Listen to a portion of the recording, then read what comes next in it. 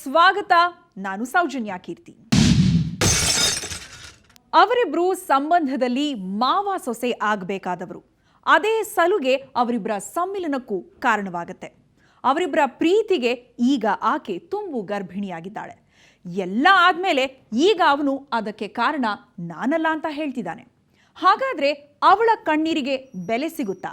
ದಾವಣಗೆರೆಯ ಸಣ್ಣ ಹಳ್ಳಿಯೊಂದರಲ್ಲಿ ನಡೆದ ಪ್ರೇಮ್ ಕಹಾನಿಯೇ ಇವತ್ತಿನ FIR. ನಾನಿನ್ನ ಬಿಡಲಾರೆ.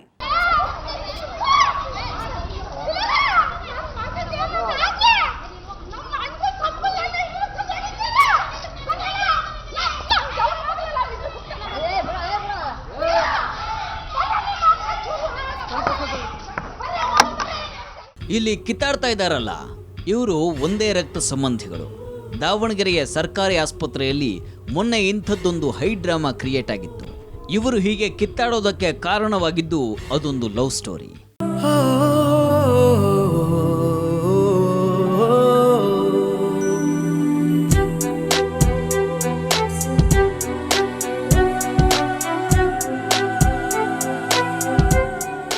ಇವರೇ ಇವತ್ತಿನ ಈ ಸ್ಟೋರಿಯ ಮೇನ್ ಕ್ಯಾರೆಕ್ಟರ್ಗಳು. ಸರ್ಕಾರಿ ಆಸ್ಪತ್ರೆಯ ಆವರಣದಲ್ಲಿ ಕಿತ್ತಾಡ್ತಿರೋದು ಇವರಿಗಾಗಿಯೇ. ರಾಕೇಶ್ ಮತ್ತು ಕಾವ್ಯ ಇವರ ಹೆಸರು. ಇವರಿಬ್ಬರು ಸಂಬಂಧದಲ್ಲಿ ಮಾವ ಮತ್ತು ಸೊಸೆ ವರಸೆ ಆಗಬೇಕು. SSLC ಓದಿದಂಥ ರಾಕೇಶ್ ಮನೆಗಳಿಗೆ ಸಿಲಿಂಡರ್ ಡೆಲಿವರಿ ಮಾಡೋ ಕೆಲಸ ಮಾಡ್ತಾ ಇದ್ದಾನೆ. ಇನ್ನು ಈ ಹುಡುಗಿ 10th ಫೇಲ್ ಆಗಿ ಮನೆಯಲ್ಲೇ ಉಳ್ಕೊಂಡಿದ್ದಾಳೆ. ಎರಡು ಕುಟುಂಬಗಳು ತೀರಾ ಹತ್ತಿರದ ಸಂಬಂಧಿಗಳೇ. ಹಾಗಾಗಿ ಎರಡು ಕುಟುಂಬಗಳ ನಡುವೆ ಕೊಡುವ ತೆಗೆದುಕೊಳ್ಳುವ ವ್ಯವಹಾರಗಳು ನಡೀತಾ ಇದ್ವು. ಸಿಲಿಂಡರ್ ಡೆಲಿವರಿ ಮಾಡೋ ನೆಪದಲ್ಲಿ ಹುಡುಗಿ ಮನೆಗೆ ಹೋಗ್ತಾ ಇದ್ದ ರಾಕೇಶ ಇದ್ದಕ್ಕಿದ್ದಂತೆ ಆ ಮನೆ ಕಡೆ ತಲೆ ಕೂಡ ಹಾಕಿ ಮಲಗೋದನ್ನ ನಿಲ್ಲಿಸ್ಬಿಟ್ಟ. ಅದ್ಯಾಕೆ ಅನ್ನೋದು ಗೊತ್ತಾಗೋದು ಆ ಹುಡುಗಿಯೇ ಬಾಯ್ ಬಿಟ್ಟಾಗ. 4 ವರ್ಷ ಆಯ್ತು ಇಷ್ಟಪಟ್ಟು. ಅವನೆಲ್ಲ ಥರದ್ದು ನನ್ನ ನಂಬಿಸಿ ಮೋಸ ಮಾಡಿದ್ದಾನೆ. ಮದುವೆ ಆಗ್ತೀನಿ ಅಂತ ಹೇಳಿದ್ದೇನೆ. ಇವಾಗ ಅವ್ರ ಮನೆಯವ್ರ ಬಲವಂತಕ್ಕೆ ನಾನು ಅದಕ್ಕೆ ಕಾರಣ ಅಲ್ಲ ಅಂತ ಹೇಳ್ತೇನೆ. ಅವ್ರ ಮನೆಯವ್ರ ಬಲವಂತಕ್ಕೆ. 4 ವರ್ಷ ಆಯ್ತು ಇಷ್ಟಪಟ್ಟು. ರಿಲೇಷನ್ ಮಾವ ಆಗ್ಬೇಕು. ನಮ್ಮ ಮನೆಯಲ್ಲಿ ಕೇಳ್ಕೊಂಬಂದ್ರು ಹೋಗಿ. ನಾವು ಇಷ್ಟಪಡೋದು ಗೊತ್ತಾಗಿ ಅವ್ರ ಮನೇಲಿ ಯಾರು ಒಪ್ಲಿಲ್ಲ.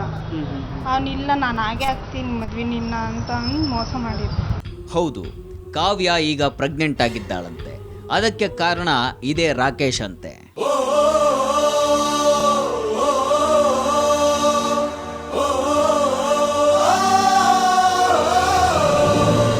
ಒಂದು 4 ಜನ ತೋರಿಸಿದ್ರು ನಾನು ಇಲ್ಲ, ನನಗೆ ಯಾರು ಬೇಡ, ನಾನು ಈಗ ಇಷ್ಟು ಬೇಗ ಮದುವೆ ಆಗಲ್ಲ ಅಂತ ಹೇಳಿದ್ದೆ.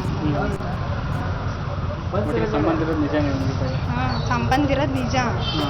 ಅವನಿಗೆ ಅವ್ರ ಮನೆಯವ್ರ ಬಲವಂತ ಕೊಡ್ಕೊಂತ ಇಲ್ಲ. ಅವ್ರ ಮನೇಲಿ ಈಗ ಮನೆ ಕೊಡಲ್ಲ, ಆಟ ಕೊಡಲ್ಲ ಅಂತ ಎದುರಿಸಿದ್ದಾರೆ.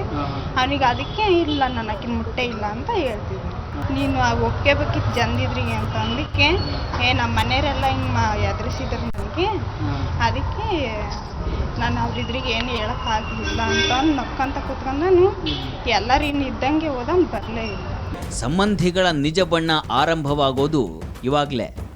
ಕಾವ್ಯ ಪ್ರೆಗ್ನೆಂಟ್ ಅನ್ನುವಂಥ ವಿಚಾರ ಗೊತ್ತಾಗಿದ್ದ ತಕ್ಷಣ ರಾಕೇಶ ಉಲ್ಟಾ ಹೊಡೆಯೋದಕ್ಕೆ ಪ್ರಾರಂಭಿಸ್ತಾನೆ. ಪ್ರೀತಿ ಗೀತಿ ಯಾವುದೂ ಇಲ್ಲ, ನಾನು ಅವ್ರ ಮನೆಗೆ ಹೋಗಿ ಬರ್ತಾ ಇದ್ದೆ ಅಷ್ಟೇ, ನನ್ನಂತೆಯೇ ತುಂಬ ಜನ ಅವ್ರ ಮನೆಗೆ ಹೋಗಿದ್ದಾರೆ, ಅದಕ್ಕೆಲ್ಲ ನಾನೇ ಕಾರಣನಾ ಅಂತ ಈ ಹುಡುಗ ಕೇಳ್ತಾನೆ. ಅವ್ರು ಬಂದು ನೋಡ್ಕೊಂಡು ಹೋಗಿದ್ದಾತು. ಅವರು ಬರೋದು ಹೋಗೋದು ಮಾಡೋಕತ್ತಿದ್ದ ಮನೆಗೆ. ಬೇರೆಯವ್ರು ನೋಡ್ಕೊಂಡು ಮಾತುಕತೆ ಮಾಡ್ಕೊಂಡು ಹೋಗಿರೋರು. ಈಗ ಅದನ್ನೆಲ್ಲ ಬಿಟ್ಟು ಈಗ ನನಗೆ ನನ್ನ ತೋರಿಸಿದ್ದು ನಿನ್ನೆ ಹಂಗೆ ಎಲ್ಲರೂ ನಾನೇ ಅಂತ ಹೊಳ್ಳಿಟ್ಟು ಹೋಗಿದ್ರೆ ನಾನು ಅದು ಹೇಳ್ತೇನೆ. ಹಾಂ, ಪ್ರೆಗ್ನೆಂಟ್ ಆಗಿದೆ. ಅದಕ್ಕೆ ನಾನೇ ಅಂತ ಬಳ್ಳಿಟ್ಟು ತೋರಿಸಿ ನಿನ್ನೆ ಹೋಗಿ ಅಲ್ಲಿ ನಾನೇ ಅಂತ ಅಂದು. ಅದಕ್ಕೆ ನಾನು ಮಾತಾಡೋಕೆ ಬಿಡಂಗಲ್ಲ ಅವ್ರು ಯಾರು. ಈಗ ಬಂದು ಇಲ್ಲೇ ರೋಪ್ ಹಾಕಿ ಹೋಗ್ಯಾರ, ಎಲ್ಲ ಮಾಡೋದೇ ನಾಟಕ ಇವರಲ್ಲ ಅಂತಂದ. ನಾನು ಅದಕ್ಕೆ ಆಗಲ್ಲಪ್ಪ, ಇಲ್ಲ ಸಾಯ್ತೇನೆ ಒಂದು ಆಕೆನಾಗಲ್ಲ ಅಂತ ನಾನು ಇರ್ಬೋದು. ನನಗೆ ಹೆಂಗೆ ಗೊತ್ತಿ ನಾನು ಇರ್ತಾನೆ ಕಾರಣ ಅದು ನಂದು ಆಗಿದ್ರೆ ನಾನು ಕಟ್ಟು ತಂತಾಳೆ. ಅದೇನು ನಂದು ಅಂತಂದ್ರೆ ಕಟ್ಟು ತಂತಾಳೆ. ಸಂಬಂಧ ಇಲ್ಲ. ಪ್ರೀತಿಯ ನೆಪದಲ್ಲಿ ಸುತ್ತಾಡಿ ಈಗ ಆಕೆಯ ಹೊಟ್ಟೆಯಲ್ಲಿ ಹುಟ್ಟುತ್ತಾ ಇರುವಂಥ ಮಗುವಿಗೆ ಕಾರಣ ನಾನಲ್ಲ ಅಂತ ರಾಕೇಶ ಪಟ್ಟು ಹಿಡಿದಿದ್ದಾನೆ. ಇಂಥ ಸಂದರ್ಭದಲ್ಲಿ ಮನೆಯಲ್ಲಿ ಹೆಣ್ಣು ಮಕ್ಕಳನ್ನಿಟ್ಕೊಂಡಂಥ ಕಾವ್ಯ ಹೆತ್ತವರು ರಾಜಿ ಪಂಚಾಯಿತಿ ಮಾಡಿ ಸಂಬಂಧದ ವರಸೆಯನ್ನೇ ಧಿಕ್ಕರಿಸಿ ಆ ಹುಡುಗನ ಜೊತೆಗೆ ಮದುವೆ ಫಿಕ್ಸ್ ಮಾಡೋದಕ್ಕೆ ಮುಂದಾದರು.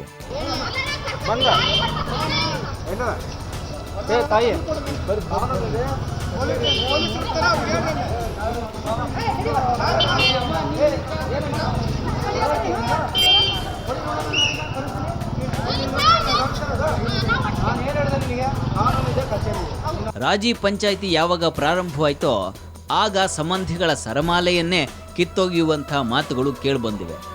ಆಕೆಯ ಹೊಟ್ಟೆಯಲ್ಲಿರುವ ಮಗುವಿಗೆ ಕಾರಣ ನಮ್ಮ ಹುಡುಗ ಅಲ್ಲ ಅಂತ ಇಡೀ ಕುಟುಂಬ ಹುಡುಗನನ್ನ ರಕ್ಷಿಸೋದಕ್ಕೆ ಮುಂದಾಗಿದೆ. ಬಲವಂತದಿಂದ ನಾವು ಮದುವೆ ಮಾಡ್ತಿದ್ರೆ ನಾನು ಜೀವಂತವಾಗಿ ಇರಲ್ಲ ನಾನು ಅಂತ ಹೇಳ್ತಾನೆ ಸರ್. ಆ ರೀತಿ ಅವನು ಆ ಮನುಷ್ಯನೇ ಅಲ್ಲ ಸರ್, ಅವನು ಅಂತ ಇದು ಕ್ಯಾರೆಕ್ಟ್ರೇ ಅಲ್ಲ ಸರ್. ಅವನು ಭಾರಿ ಸಂಪನ್ನ ಅಂದು ನಮ್ಮ ಮಂತ್ಯಂದಾಗ ಯಾವಾಗಲೂ ಅವರು ಮೊದಲಿದ್ದಾನು ಕಣ್ಣಿತ್ತು ಅವರು. ನಮ್ಮ ದೊಡ್ಡ ಮಗು ಕೊಡ್ಬೇಕು ಅಂತ ಇದ್ರು ಇನ್ನೊಂದು ಹುಡುಗಿನ, ಆ ಹುಡುಗಿನೂ ಬೇರೆ ಕಡೆ ಓಡೋಗ್ಬಿಟ್ಲು ಬೇರೆ ನಿಂದೆ, ಅದನ್ನ ಬಿಟ್ಟರು. ಇನ್ನೊಬ್ಬ ಮಾವನ ಮಗು ಕೊಡ್ಬೇಕಂತ ಇದ್ರು, ಅವನು ಸತ್ತು ಬಿಟ್ಟ ಆಕಿ ಕೊರಗಿನಾಗ. ಈ ಮೂರನೇನಿಗೆ ಇವನಿಗೆ ತಗಲಕ್ಕೆಂಬಿಟ್ರು ಈ ಥರ ಮಾಡಿ. ಅವ್ರು 3 ಹೆಣ್ಮಕ್ಳು ಇದ್ರು, 3 ಓಡಾಗಿ ಮದುವೆ ಆದ್ರೆ ಈಕಿದು ಈ ಥರ ಆಯ್ತು. ಇಬ್ರು ಓಡಾಗಿ ಮದುವೆಗಿದ್ದಾರೆ, ಈಕಿದು ಒಬ್ಬಕ್ಕಿದು ಹಿಂಗೆ ಮಾಡಿ.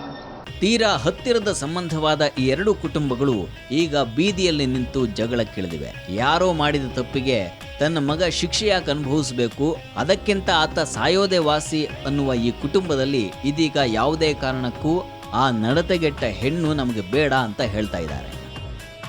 ಈಗ ಯಾರು ಸಿಗ್ಲಿಲ್ಲ, ನಮ್ಮನ್ನು ಬಲಿ ಹಾಕ್ಕೊಂಡ್ಬಿಟ್ರು. ಅವ್ರ ಬಲಿ ಕ್ಯಾರೆಕ್ಟರ್ ಸರಿ ಇಲ್ಲ ಸರ್. ನಾವು ಅಕ್ಕಪಕ್ಕದಾಗ ಇದ್ದು ನೋಡಿದೇವಿ, ನಾವು ಅಂಥದ್ದು ಗೊತ್ತಿದ್ದು ನಾವು ಹೆಂಗಾಗ ಮಾಡ್ಕೋಬೇಕು.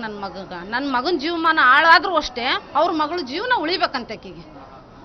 ರಾತ್ರಿ ಬಂದು ಅವತ್ತು ಮೊನ್ನೆ ರಾತ್ರಿ ಬಂದು ನನ್ನ ಮಗಳು ಬೆಳಗ್ಗೆನ ಸಾಯ್ಲಿ ಒಟ್ಟು ರಾಕಿ ಕುಟ್ಟ ತಾಳಿ ಕಟ್ಸು ಅಂತ ಹೇಳ್ತಾಳೆ. ಆಕಿ ನಮ್ಮ ಸಂಪರ್ಕ ಇಲ್ಲ ಸರ್, ಅವರಿಗೂ ನಮಗೆ ಸಂಪರ್ಕನೂ ಇಲ್ಲ. ಅವರು ಮನೆಯಾಗೂ ಇರ್ತಿದ್ದಿಲ್ಲ, ಅವರು ಕೆಲ್ಸಕ್ಕೆ ಹೋಗೋರು, ಎಲ್ಲೇ ಇದು ಮಿಲ್ಲಿಗೆ ಎಲ್ಲಿಗೆ ಹೋಗೋರು. ಎಲ್ಲ ಜನ ಬಾಯಾಗ ಅಲ್ಲಿ ಊರೊಂದಿಂದ ಒಲಿಗೆ ಇದ್ದದ್ದು ಸರಿ ಇಲ್ಲ.